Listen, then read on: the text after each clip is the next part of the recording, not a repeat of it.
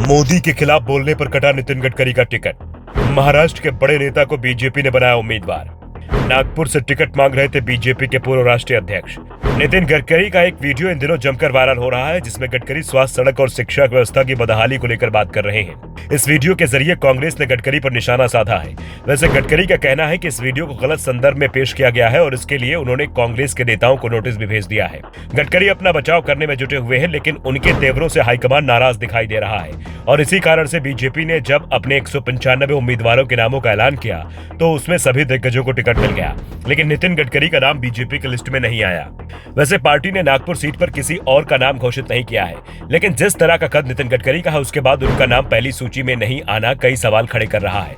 एक और पहली लिस्ट में 34 केंद्रीय मंत्रियों के नाम है, लेकिन नितिन गडकरी का नाम नहीं है। उससे एक बात तो साफ हो गई, गडकरी का अब टिकट कट सकता है। नागपुर सीट पर देवेंद्र फडणवीस की भी मजबूत दावेदारी मानी जा रही है। महाराष्ट्र में फडणवीस का कद वैसे भी गडकरी से कम नहीं है और गडकरी की तरह वो भी संघ के करीबी है, साथ ही हाईकमान के भी करीबी है। ऐसे में कहा जा रहा है कि बीजेपी हाईकमान इस बार नितिन गडकरी का टिकट काट सकता है।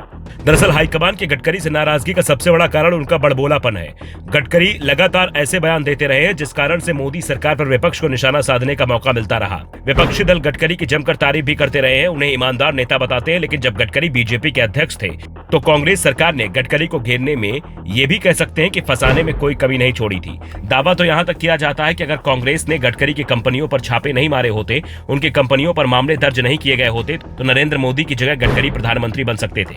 लेकिन अब गडकरी बीजेपी के अंदर विपक्ष के सबसे पसंदीदा मंत्री हैं और दूसरी ओर बीजेपी हाईकमान की उनसे नाराजगी की भी ये सबसे बड़ी वजह मानी जाती है और कहा जा रहा है कि इसी के चलते गडकरी का नाम पहली सूची में जारी नहीं किया गया है। इस बीच महाराष्ट्र के दिग्गज नेता कृपाशंकर सिंह को जरूर टिकट मिल गया है। कांग्रेस से बीजेपी में आए कृपाशंकर सिंह को बीजेपी ने यूपी की जौनपुर सीट से उम्मीदवार बनाया है, लेकिन इस समय सबसे ज्यादा चर्चाओं में नितिन गडकरी का नाम चल रहा है। गडकरी एक समय खुद ही बीजेपी के हाईकमान के होते थे, पार्टी के अध्यक्ष रह चुके हैं। कुछ समय पहले तक वो बीजेपी संसदीय बोर्ड और केंद्रीय चुनाव समिति दोनों में ही शामिल थे।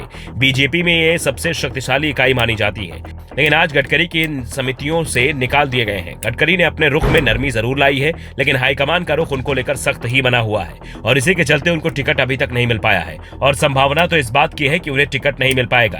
फिलहाल कहा जा रहा है कि नागपुर सीट पर अब टिकट का मामला संघ मुख्यालय तक पहुंच गया है। संघ मुख्यालय नागपुर में ही है और बीजेपी इस सीट को किसी भी कीमत पर हाथ से फिसलने नहीं दे सकती।